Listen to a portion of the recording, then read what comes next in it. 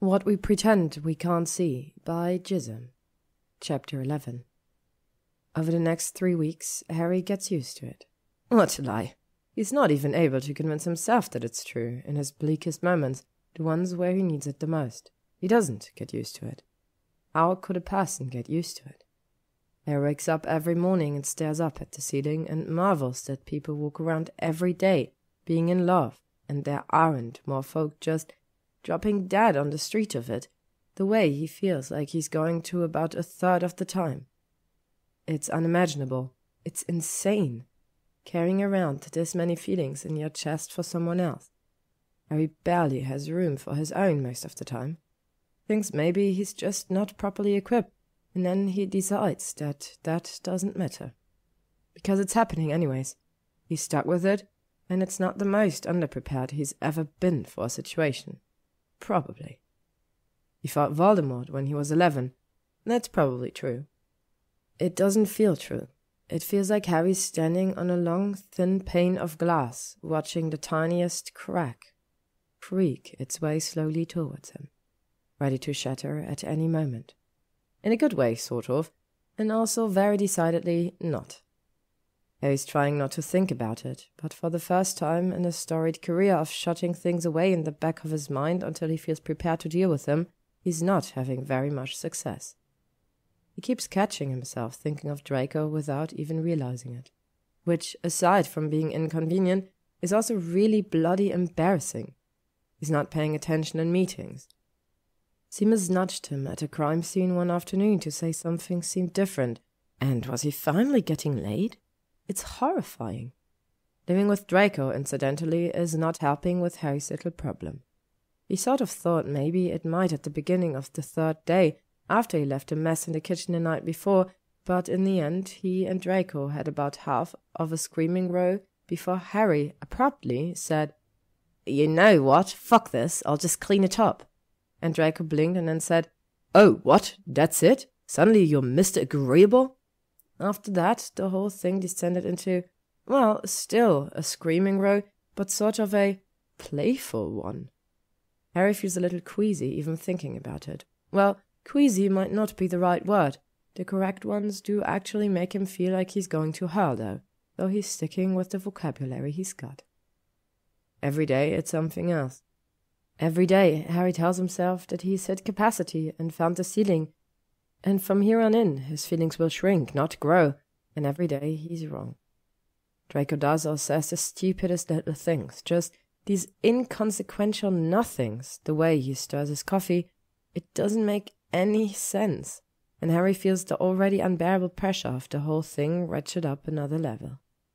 More than once he has to fight the urge to go around to Ron and Hermione, sit them down on their sofa and demand to know how they've done it all these years, been in love with one another, not simply expired from it, forgotten how to draw air after so long without. There's a dangerous voice in the back of Harry's mind when he thinks this way. It says, "Maybe, you idiot, the whole mutual nature of the arrangement has something to do with it. What do you think?" Harry tries to ignore it. Harry tries not to think of who it sounds like. Some of it isn't inconsequential things anyway. Some of it is a lot worse. Harry goes into Sirius's room one night, about a week and a half in. He's bored. Draco's out at dinner with Pansy, who's decided to stick around town for a while, and with Blaise, who seems to never leave town, and whom Harry half suspects of actually physically being everywhere, just out of sight, all the time. Ron and Hermione are having a date night, and he doesn't feel like fire-calling anyone else, or even particularly like going out. He finds he sort of can't remember what he used to do with his spare time, although he recalls having a lot of it. Did he just, sit and stare off into space, thinking about nothing? He tries it. He thinks about Draco. It's awful. It has to stop. He gets up.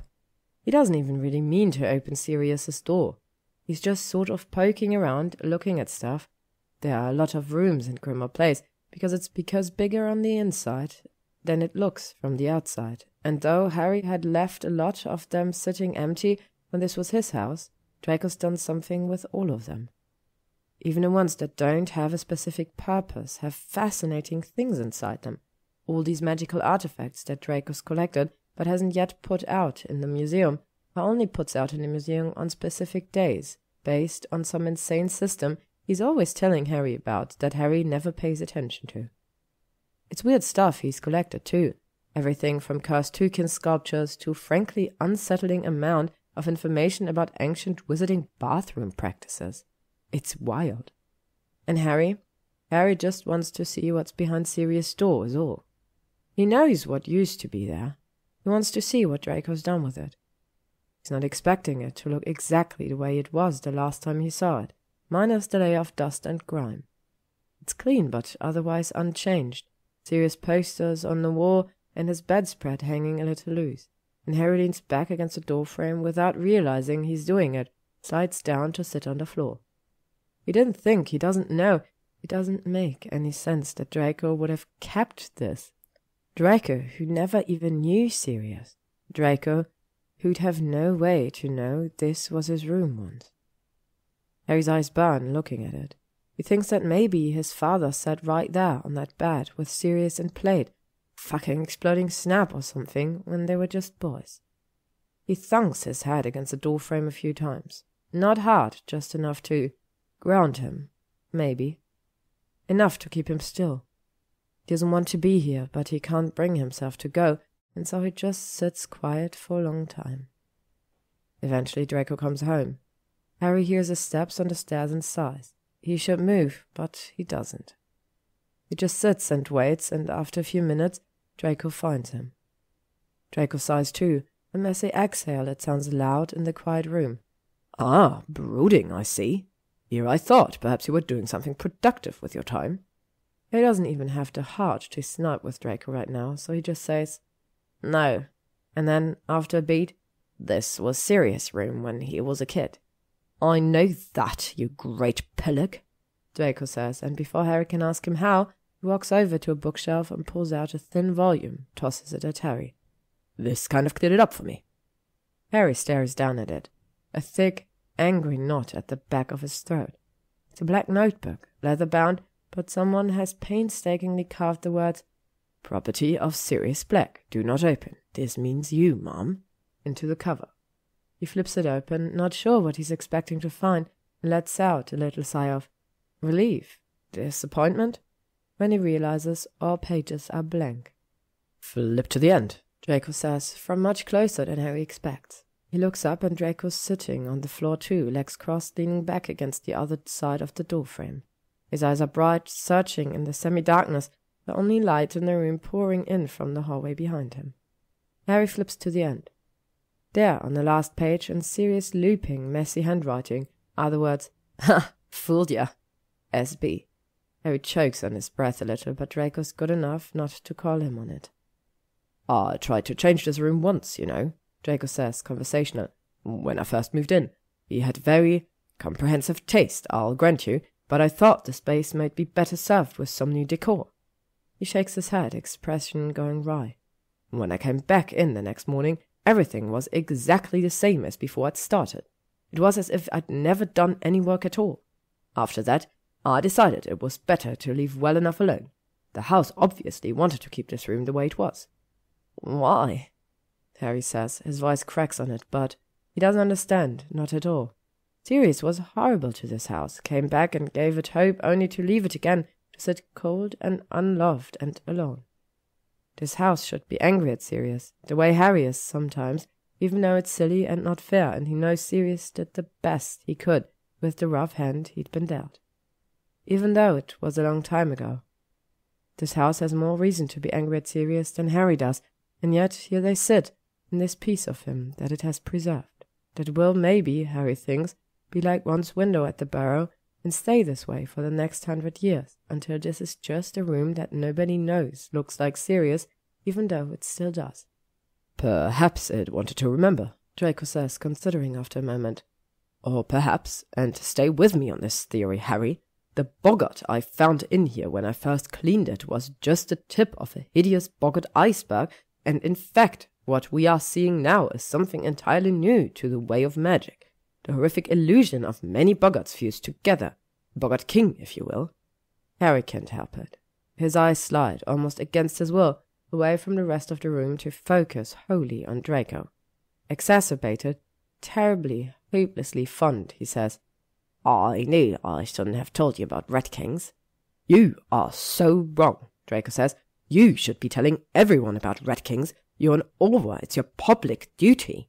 People are out there right now on the streets, unaware of the horror lurking beneath their feet." "It's just a muggle myth, Draco," Harry says, shaking his head. "They're not real." "We're muggle myth," Draco declares, throwing his hands in the air, which actually isn't a terrible point. "Since when, I ask you, is a muggle said it wasn't true a good barometer for the reality? The Red Kings are out there, and they're coming for our very souls.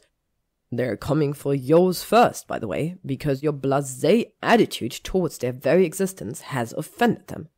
Harry laughs, because Draco's mental, and then gets up, because Draco's insistent, and then makes dinner, because Draco's hungry. He doesn't go back into Sirius' room, but he's glad every time he walks by it to know it's back there, behind the door.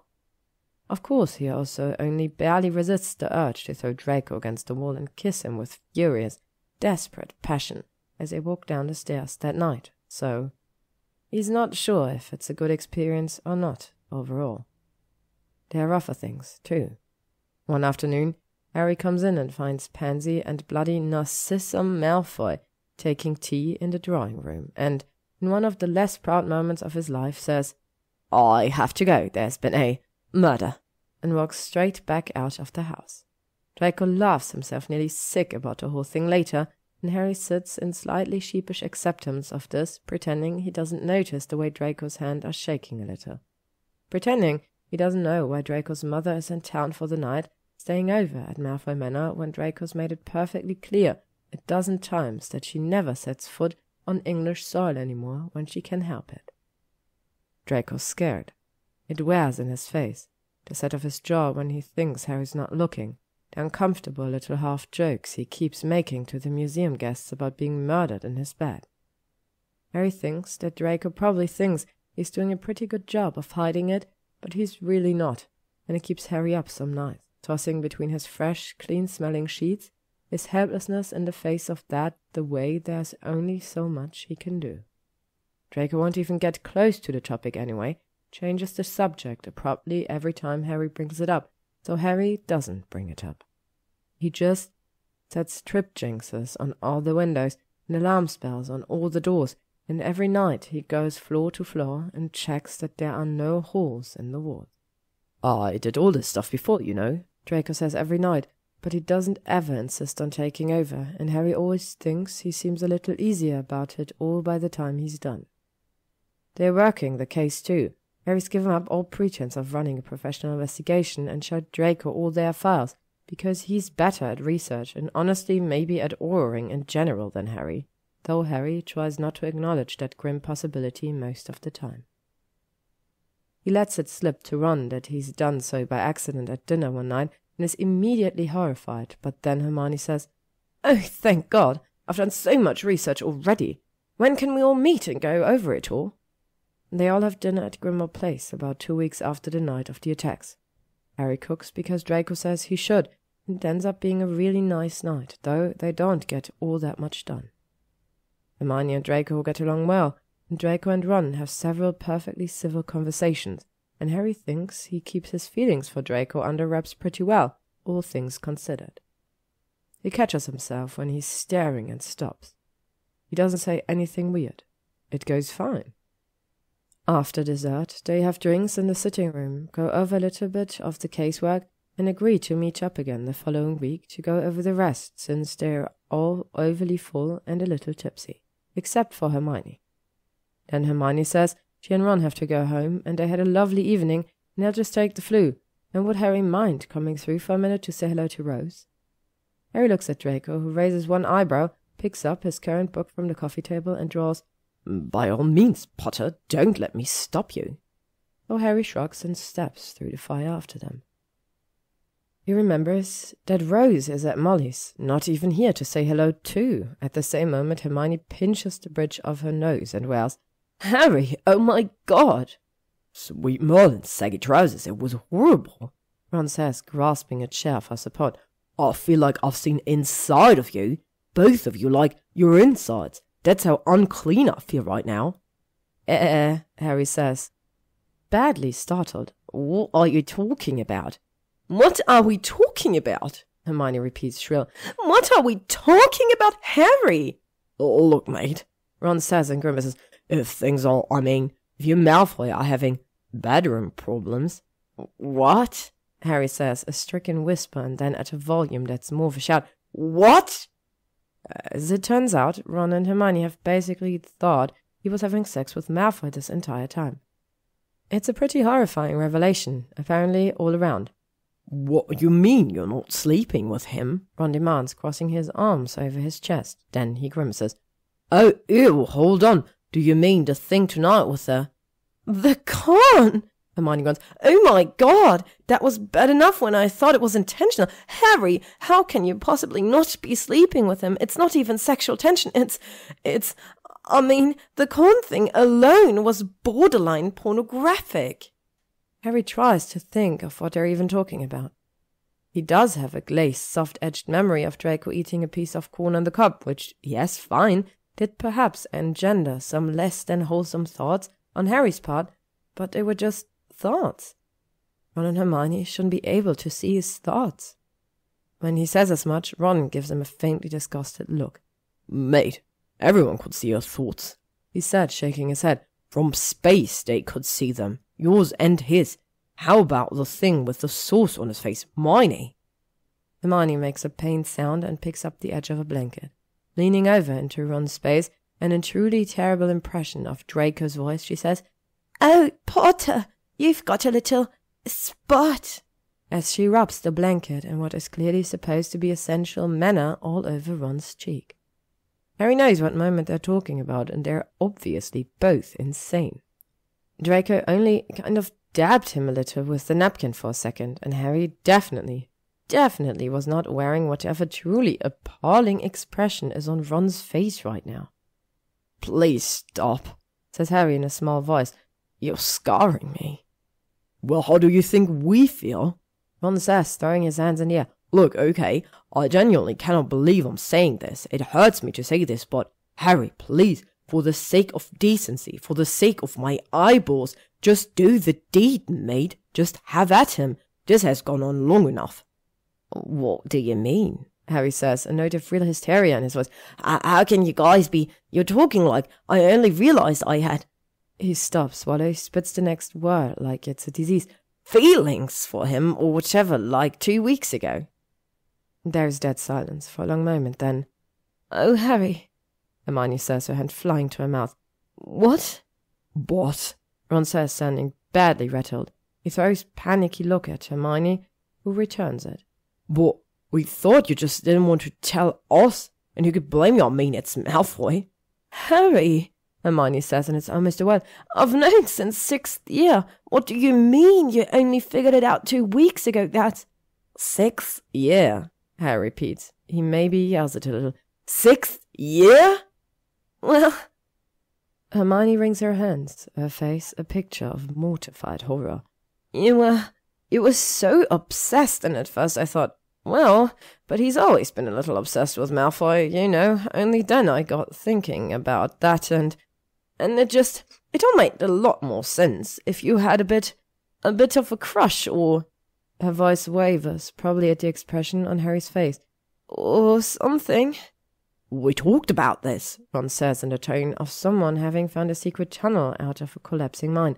Yes, we did, weeks and weeks ago, right at the beginning of this whole thing. We said, Harry, you've always been a bit obsessed with Malfoy, and you got all squirrely about it and said it wasn't true, and we assumed you were trying to avoid the topic because it so obviously was true, and...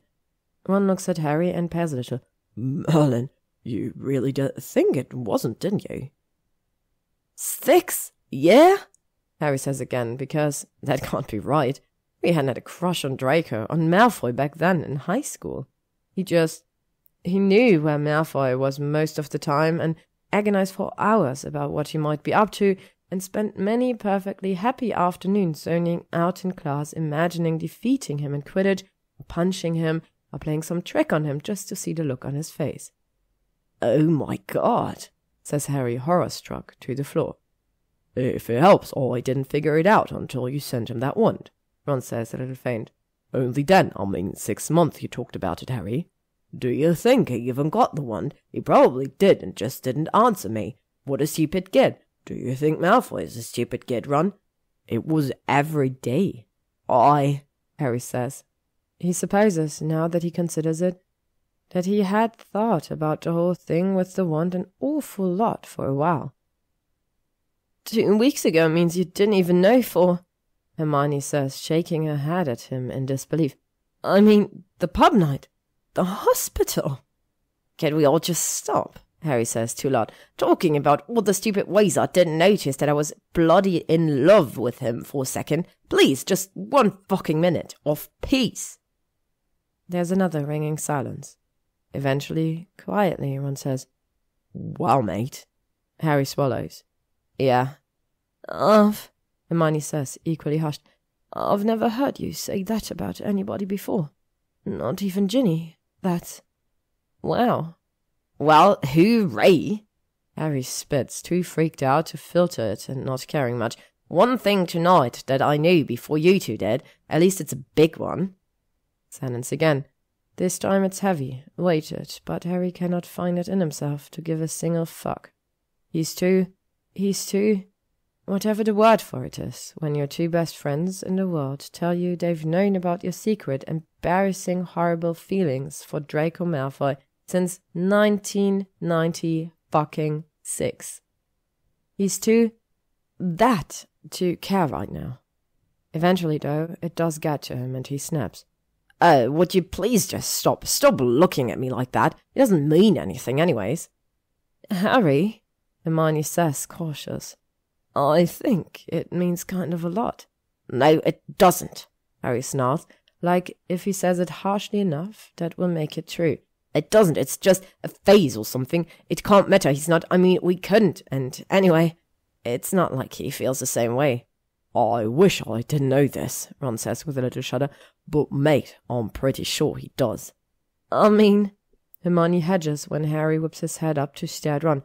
Obviously, we don't know if his feelings for you are as, deep as yours for him. She exchanges another nervous glance with Ron and then finishes. But I think Ron and I can say with some certainty that what we've been witnessing has definitely not been one-sided. It's really gross, Ron says, patting Harry on the shoulder. Not because of the gay thing or anything, because of the Malfoy thing, and also because you guys are really gross about it. I suppose the intensity, Hermione says slowly, does make a lot more sense now that we know you two haven't. Don't say it, Harry says, throwing up a warning hand. Not again, no more. I just want to go be someplace where you two aren't right now. That's fair, Ron says a little distantly after a moment. We're sorry. Very sorry, Hermione repeats too quickly. Really, Harry, we thought... Yep, Harry says, sure, got it, and walks back through the flue, unable to do anything more. Draco's still reading in his armchair in the sitting room, and Harry steps through the grate, and he raises one eyebrow when Harry lets out a half-strangled little shout on seeing him. Good Lord, Potter, what did the baby do to you? Harry says, blinking rapidly. 6th year, screams a hysterical voice in the back of his mind, which he suspects may never stop screaming until the day that he died. Possibly not even then. Nothing. Everything was perfectly fine, normal and fine. Draco cocks his head and puts his book down. Oh, because that's such a normal and fine thing to say. Just, Harry says wildly, I don't want to talk about it. Ever, forever and ever is how long I want to never ever think or talk about it again, okay? Is that okay with you? Yes, Draco says. He looks like he's considering taking Harry to St. Mungo's. After a minute, he carefully says, Do you want to talk about something else? Please, Harry says, collapsing into his own armchair. Anything, math, slugs, whatever you like. Draco says, frowning at him, but then he shrugs and launches in some rant about a bicon horn from 1812 that he's been tracking for 3.5 years, and Harry zones out to the rise and fall of his voice. the soothing rhythm of his pointed inflections, until he feels like he can breathe again. So, in school too, then? Not in the same way, sure, but still. So yeah, Harry doesn't get used to it. He does, however, grow accustomed to it, not just to Draco, to the way he feels about Draco, but to living with Draco in Grimmauld Place without an end date in sight. It's nice. Surprisingly nice. Obviously, some of that is just a result of whatever. The stupid emotional shit, the fact that every time Harry so much as looks at Draco, he's suffused with warmth and affection and yes, okay, a bit of visceral horror also, but still. It's not surprising that he's enjoying spending time with Draco. He does generally. He got over the particular shock a while ago. What is a surprise, what Harry can't help but be a little bowled over by every time, is the way they fall into certain routines. Is the way Harry enjoys them. He's never been a particularly structured guy, is the thing. Harry's always kind of subscribed to the theory of playing it fast and loose with almost everything, just making decisions when decisions come along. He eats when he's hungry, he does laundry when he's out of clean clothes. He tidies up when things get dirty, or he's having trouble finding something. It always felt oppressive, weird to force rules on himself in the absence of someone else to do it for him, like he was putting himself in a box for no reason other than to be inside of one. It never sat right. Draco, as it turns out, is a very structured person. It's really pretty startling how little Harry minds. He's not. Harry works out after a period of observation, unwilling to break from his patterns exactly. Like a number of things about Draco, they seem to be there mostly for show. But he has them, and he defaults to them most of the time, and though, again and again, he isn't married to them, he'll kick up a hilarious fuss if they're disrupted for any reason other than his own. Like, Draco eats dinner at 7. Not 6:30, not 7:15. 7. Takes Harry about a week to figure out that Draco's actively herding him towards the kitchen at 6 every night in order to achieve this goal, and then another 4 days of dragging his feet and making roasts that take hours to cook before Draco snaps and yells at him about how 7 is the most rational and civilized time to eat, which is really pretty satisfying. What did you even do before you press-ganged me into feeding you all the time? Harry asks when Draco has calmed down a little and Harry has subtly turned up the heat on the stew he's making so it'll be done on time. It's fun winding him up and everything, but Harry's not cruel. I starved, Draco says, rolling his eyes and throwing dramatically himself across the counter before he makes a face like he's just bitten a lemon and straightens up. Honestly, the ego on you, it's sickening. I had Creature cook for me, of course. Why ordered takeout or went out to eat with one of my many scintillating friends, none of whom ever felt it necessary to say, "Hey, Draco, when you and I aren't out sharing a meal such as this one, do you just sit alone in your kitchen and try to will dinner into existence with the power of your mind?" I was just asking, Harry says, putting his hand in the air in mock surrender and maybe flicking a little stew on the wall in the process. Draco narrows his eyes at the spot on the tile, and Harry laughs as he scourgifies it. He's such a little git, it's honestly unbelievable. Why don't you just do that then, if I'm so, what do you say, inexcusably and criminally tardy all the time? Yours tastes better, Draco says, and promptly looks horrified with himself.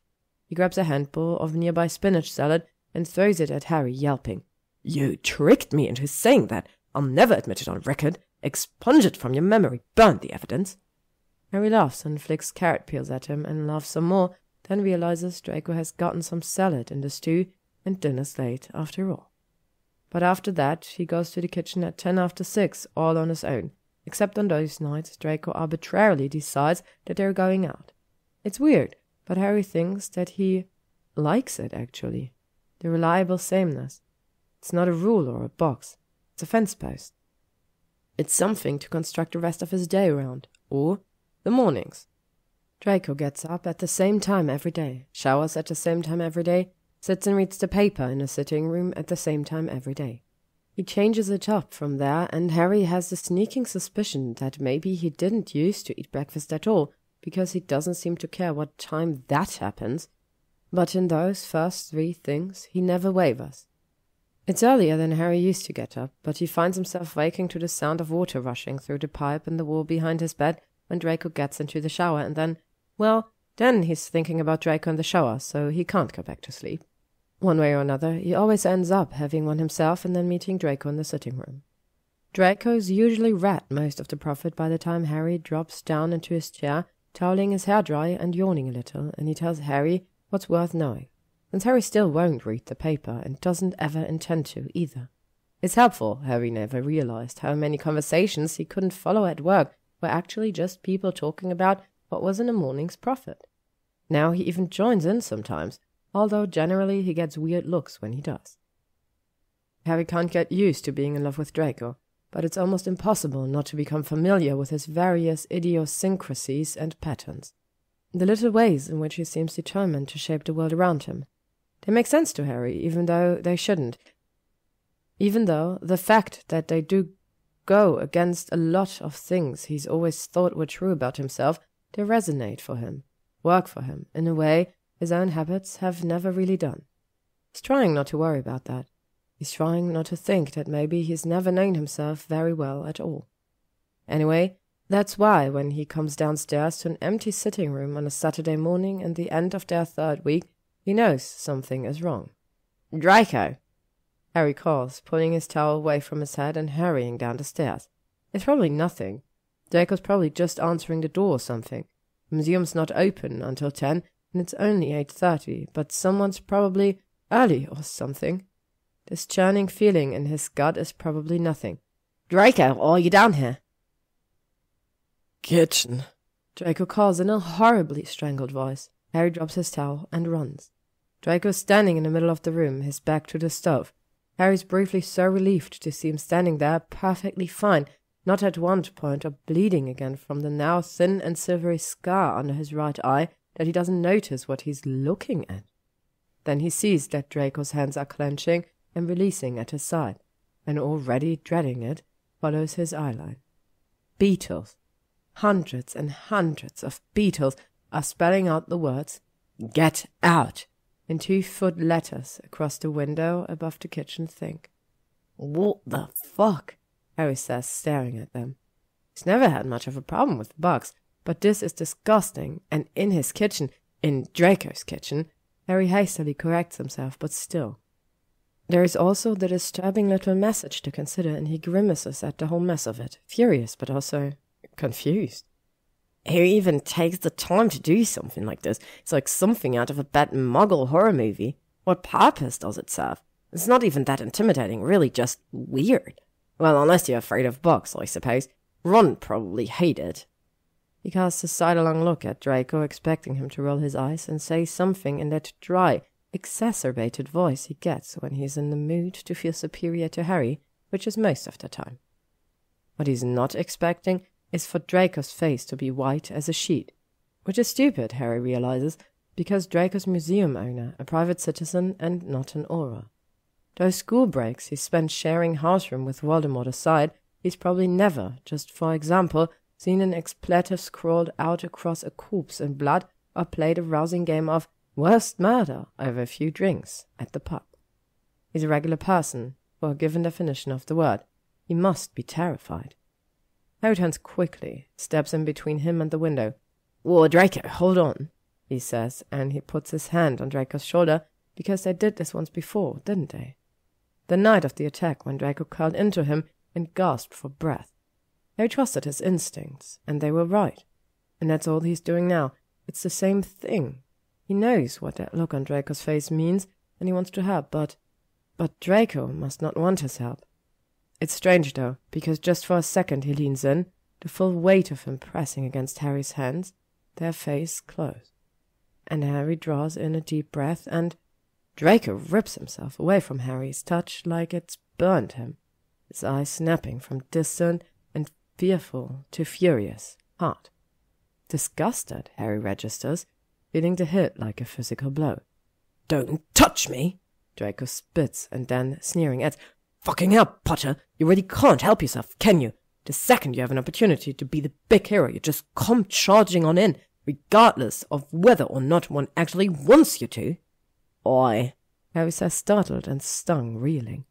I wasn't trying to. Oh, just shut up, Draco yells. Or don't just stand there. Don't try to be kind to me. You fucking pillar. Can't you understand? It's not fair to. He cuts himself off abruptly, standing pale and rigid in the center of the kitchen, and looks at Harry with wide, unreadable eyes. Harry's heart beating too loud again. Distantly he wonders if Draco can hear it. It's not fair to what? Nothing, Draco snaps. All the anger gone from his voice now. He just sounds flat, cold. If you'll excuse me, it'll be just a moment. He turns on his heels and stalks off towards the stairs, and Harry stands at the kitchen, his back to the beetles, and stares at the spot where Draco just was.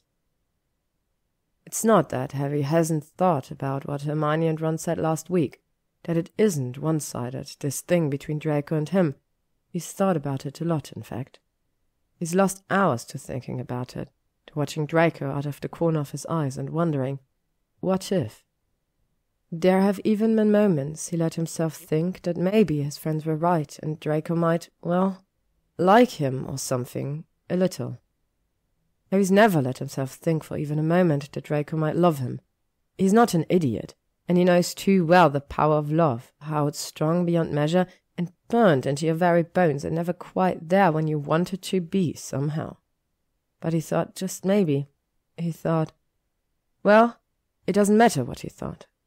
Draco doesn't so much as want Harry to touch him, thinks it's unfair that Harry would even try. That's pretty clear. Even Harry can figure that out. He takes slow, shallow breath and looks down at the swimming pattern of the tiles on the floor and thinks that love's never been worth it, not for a second, because the pain that it comes with is too wretched, because it's unbearable, because it hurts too fucking much. Draco comes back downstairs a few minutes later. He's calm in that way he doesn't get naturally, like there's a thin glaze between him and the rest of the world. He's taking draught of peace, and Harry almost asks him for some. He doesn't, though. He doesn't want to ask Draco for anything just now.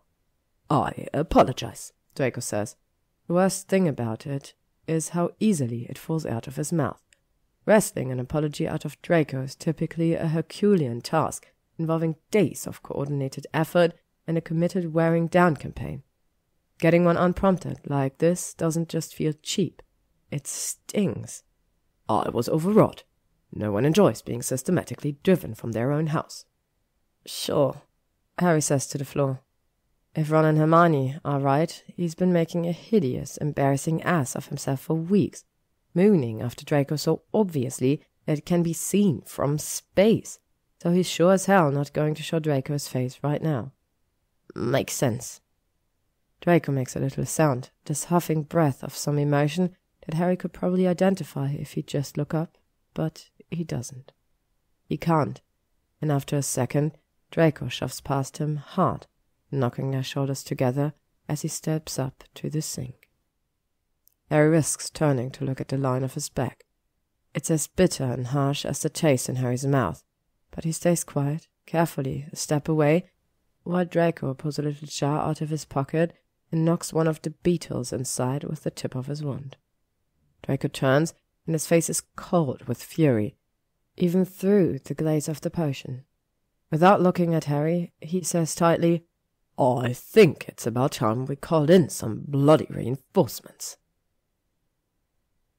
Blaise shows up first. He takes one look at the beetles, glances at Draco's face, and then banishes them, which is what Harry should have done. Ron and Hermione arrive next, both in work clothes, after being drawn away from a weekend home improvement project. Each of them gives Harry a weighted look, but he looks away, doesn't respond. Finally, Pansy comes through the door, wearing sweatpants and a face of what looks like last night's makeup. She complains bitterly about having been drawn away from her business on a Saturday morning, but she settles in with the rest of them anyway, sprawling out next to Draco on the chair in the sitting room floor. It's a long day. Strangely enough, Ron and Hermione and Pansy and Blaise get on all right, to the extent that Harry's really paying them any attention. The intersection of their assorted disciplines Their shared investment in the matter at hand seems to outweigh any lingering animosity from school. There are a couple of delicate moments, but by and large they all work together well. Passing case notes and ideas and large tomes from Draco's and Hermione's libraries back and forth. All of them except Harry and Draco, that is. Harry knows it's his fault that Draco's being cold and shuttered because Harry is that what Draco needs right now is for Harry to just swallow all of his stupid, unproductive bullshit and be there for him, help him work the fucking problem. Harry even catches Draco throwing him little openings once or twice, moments that have to be costing him with all his stupid pride, and Harry wants to take them. He does. It kills him. That look on Draco's face when Harry won't rise to his spade, refuses to fall back into their easy rhythm, even though it would be the simplest thing in the world. He wants to let go of whatever it is, this blockage that settled under his skin like cement, walling him off from himself. But he can't. He can't stop seeing it. The disgust on Draco's face this morning, the way he tore himself away from Harry's hand like Harry's touch was poisonous. It shouldn't be important. Harry shouldn't let it get to him. It should matter so much less than what they're trying to do here, but it doesn't. Harry lied to Ron and Hermione, and he lied to himself. He's not sure anything has ever mattered to him like this thing with Draco does, and he can't stand it another minute to sit here and let himself fall back into their familiar give and take when he knows how Draco really feels. When he doesn't even have a distantly flickering beacon of hope to keep him going. It's selfish, it's horrible. It's too hard to do anything else. "Well, here's something," Hermione says after a few hours. Harry is grateful to her, to all of them really, even Pansy, for staying here and working with them, even over the cavernous echo of his and Draco's icy silence. "Here, Ron, give me that initial report. Draco, you said that first day that they kept asking you for the source, right?" Out of the corner of his eye, Harry sees Draco stiffen very slightly, though his voice is perfectly even when he says, "That sounds right, yes." Hermione makes a triumphant little noise. "Well, what about the actual core of the house? It says here, and I can't believe I never knew this about magical property, but it says that in every one there's an actual physical object that acts as sort of a focal point for all the power a place collects over the years. Almost like a wand for the house, in a sense. Couldn't that have been what they were talking about when they were saying the source?" "Something like that would be incredibly powerful," Blaise says thoughtfully. "What happens to the house, though?" Ron asks. "Without the core, I mean." "Well," Hermione says, voice hesitant, "I think it dies, Ron. The physical structure might remain, but honestly, it might not. So much of wizarding architecture is based in spellwork that it just might leave a rune behind. I'm not sure." "I'm sorry," Pansy says, not sounding it. "But that's just stupid. I mean, sure, it's a powerful object, but powerful enough to justify all this. Plus, it doesn't explain all the freaky psychological torture bullshit. I'm sure it's something else." Harry isn't looking at her as she says this. Harry isn't looking at any of them. Harry is looking as he's been looking since Hermione brought the topic up, at Draco, who's sitting so stiff in his chair now that he almost looks as if he might shatter, who's purposefully, studiously avoiding Harry's eyes. Draco said at one point that night in his bedroom he told his attacker he'd die first. He said he'd rather die. In all the confusion and panic and unprecedented emotional revelations, Harry lost sight of that little comment, didn't think to ask Draco what exactly he was being asked to do that he rejected so thoroughly. Harry just proceeded blithely along, assuming that Draco would present to him any information he had that Harry might need to know. Harry just walked forward, not even realizing he was being a fool. "No, that's it," he says, staring daggers at Draco, and he's so angry that his voice shakes on it. "Isn't it?" When Draco doesn't say anything, doesn't even look at Harry, Harry picks up the heavy tome in his own lap and slams it down hard on the table next to him, yells, "Isn't it, Malfoy?" loud enough that it makes even the boom of the book's impact sound quiet.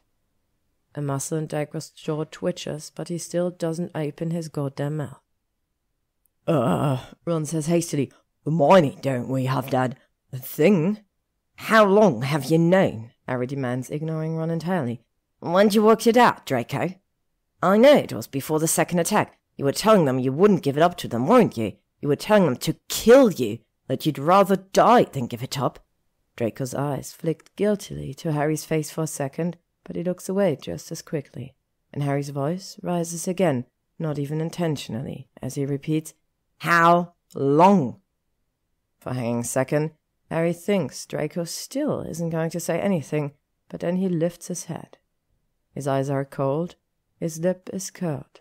His voice, when he says, Since 3 days after the break-in, Potter, if you absolutely must know, is a fucking murder weapon. All sharp-edged, deadly violence. You know what I think? We should all go, Pansy says without pausing for breath. From a remove, Harry registered that Ron and Hermione are already heading for the door. She grabs her purse and then Blaze's arm.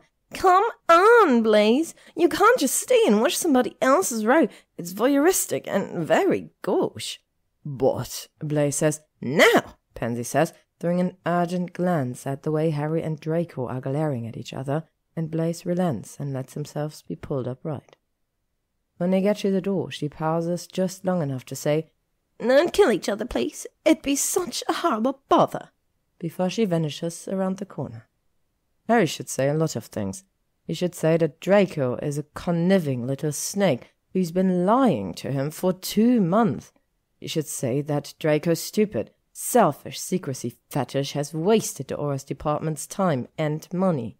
He should say that he's been killing himself with worry all the time, every day, watching the stress carry itself heavier and heavier over Draco's shoulders, panicking every time he's 2 minutes late getting home, and Draco's been sitting on this, hiding this, when just bloody saying something might have let him wrap up the whole thing. He should say that Draco's some Slytherin, that he has less self-preservation instinct even than Harry, and that his idiocy could have been the death of them both, of the house too, of it all. But what comes out of his mouth, bitter and embarrassingly, obviously hurt, is, Why the fuck didn't you tell me? Oh, please, Potter. Draco sneers. He stands and walks over to the fire, and Harry wonders if he's doing it on purpose, putting physical distance between them, since one of his other stupid walls has been compromised. You nearly murdered this house yourself, with your neglect and your ignorance and your unscrupulous selling practices. You didn't even believe me when I told you that magical houses had souls and personalities. You looked at me like I was crazy. You said people should knock out walls. Yeah, and that was bloody months ago. Harry snaps. He gets out of his chair because he doesn't want Draco to have any distance right now, because Harry's too angry to want to give him any room at all. I was wrong and I admitted it, something you apparently literally can't do to save your fucking life. And anyway, I know you wouldn't have let me stay here for 1 minute if you still thought I was that guy. So what's the real reason? Do you just not trust me? Trust you? Draco says, his eyes glittering. You must be joking. What did you think, that I was just going to open right up to my childhood nemesis and— You are so full of shit, Harry yells, loud enough to drown out whatever other stupid, toxic, hurtful rubbish Draco is trying to spew at him. You think after everything I'm just going to stand here and let you act like that is all it is? Like there is not a single thing that's different between you and me standing here right now and what, flinging mud at each other in 3rd year? You must be out of your fucking mind. Why do you even care? Draco cries, just as loud, just as wretched. What could it possibly matter to you?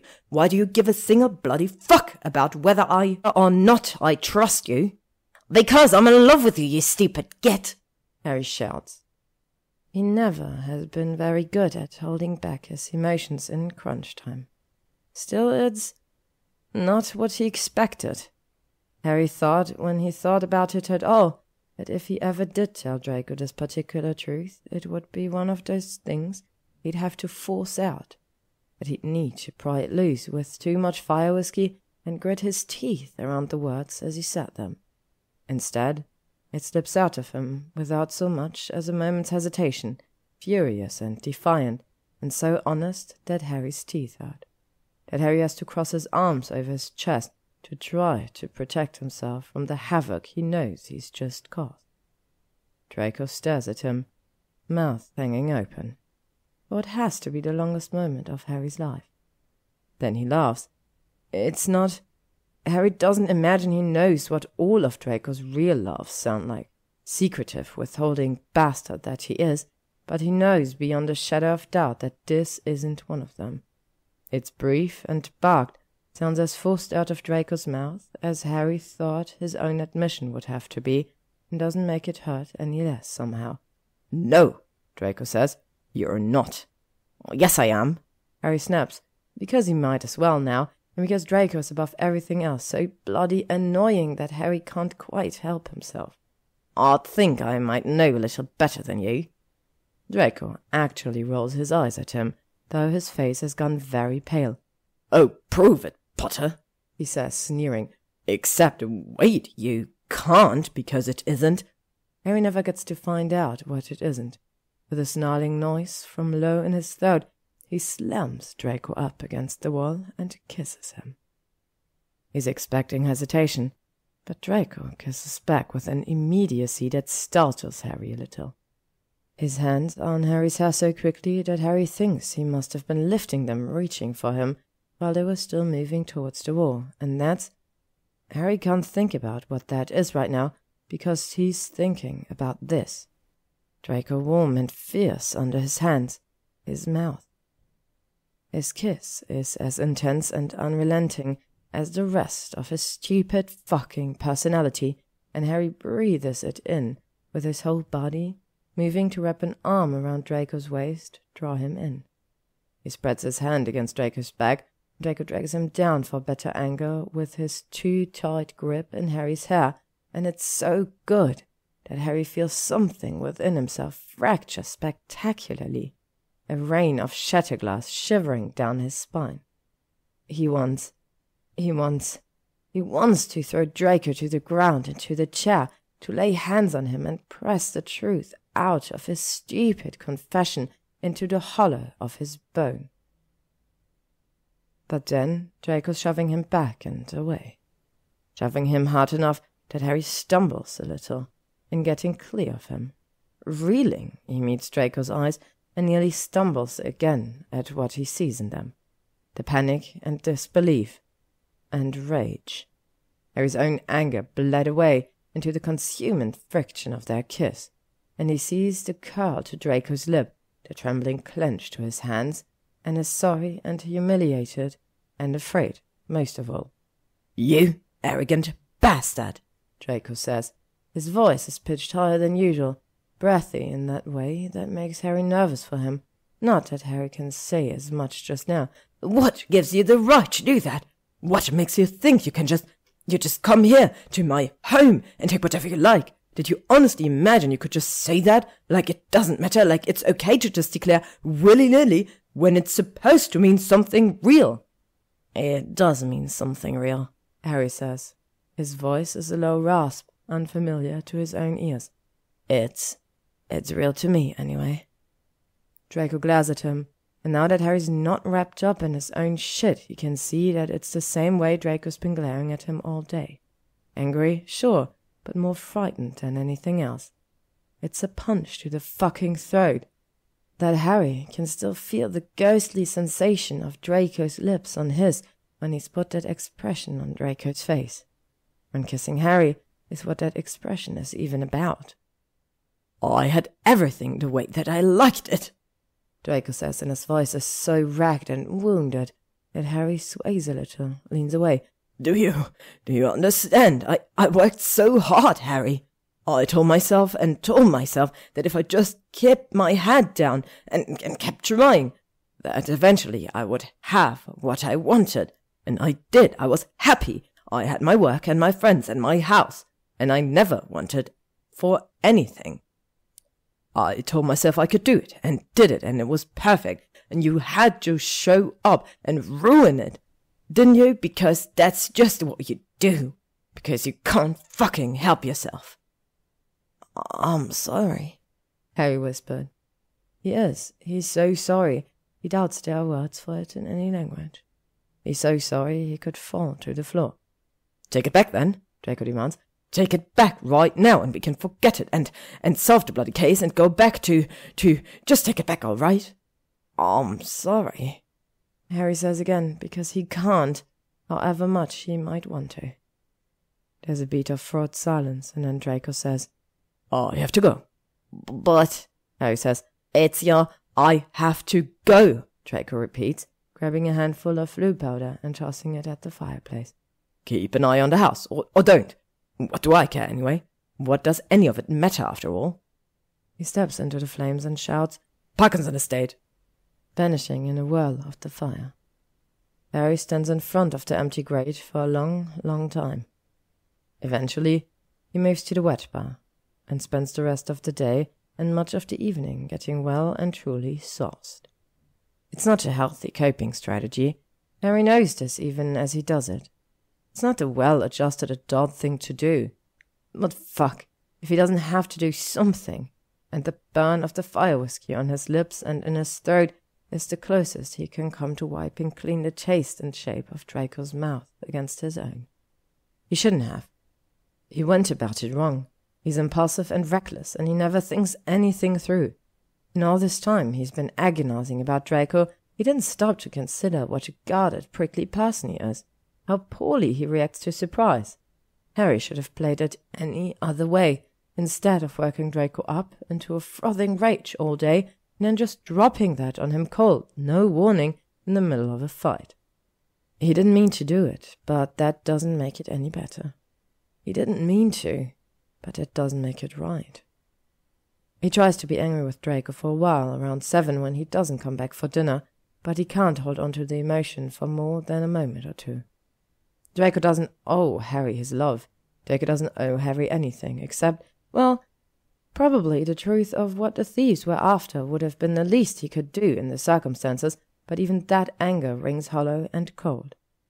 Harry feels hollow and cold, not even drunk, though he knows logically that he is. He must be. He just feels empty, lost, and every few minutes he catches himself rubbing 2 fingers against his bottom lip, worrying it, like he's trying to summon back Draco's touch, somehow. He goes to bed eventually, and Draco's still not home when he wakes up, and Harry takes the hangover potion Creature brings him and doesn't feel better at all. For a while he just lays in bed, staring at the ceiling, and wonders what happens next. Will Draco just stay at Pansy's forever, or is he going to come home and tell Harry to get out? Harry doubts realistically that Draco could stay away from the house for long, but then again, Harry's apparently ruined everything for him, so maybe he will. Maybe he'll move to Cairo, and Harry will catch his thief, or he won't, and it won't matter either way. Draco will be gone, and Harry will go back to his old life in his tiny apartment a few blocks from Diagon Alley, and tell himself not to think about Draco until eventually he figures out how. He'll go to work, and to Ron and Hermione's, to the park with Teddy, and the Burrow on Sundays. He'll sit alone in his booth on the godforsaken Gryffindor pub night. He'll walk past the corner where the portal to the glen is hidden and won't move his body like a fish to the ocean. When his path through the city takes him by Grimmauld Place, he'll avert his eyes and pretend he's a muggle, pretend the house numbers jump from 11 to 13, like he used to before. He has plenty in his life without Draco. He'll be fine. The weight of the lie sits on Harry's chest so heavily that he has to get up, go do something, because he knows that if he doesn't, it will crush him. In the end, he goes for a run. He doesn't really mean to. In general, Harry doesn't exercise that much, having found that instinct and pure-bloody-minded determination to win are more useful in most of his fights than muscle definition ever could be. What he means to do is go for a walk, just clear his head, but he's trying so desperately to escape from his own thoughts that he finds himself running almost 5 miles in his jeans and t-shirt. It was a nice spring day when he started, but London's tricky and as malcontent as Harry feels. It's raining by the time he gets home, to Grimmauld Place. Oh, whatever, It's raining by the time he gets back to the house that used to be his and Sirius, and now is Draco's, that Harry wishes were his home, with such a clawing desperation that it feels unfair to even look at it, let alone step inside. He does, though. He steps inside, and he looks around the entry hallway, open and airy, fiercely beloved. Harry closes his eyes for a second, trying to affix it in his memory exactly as it looks right now, in case Draco comes through the fire in a minute and tells Harry never to come back again.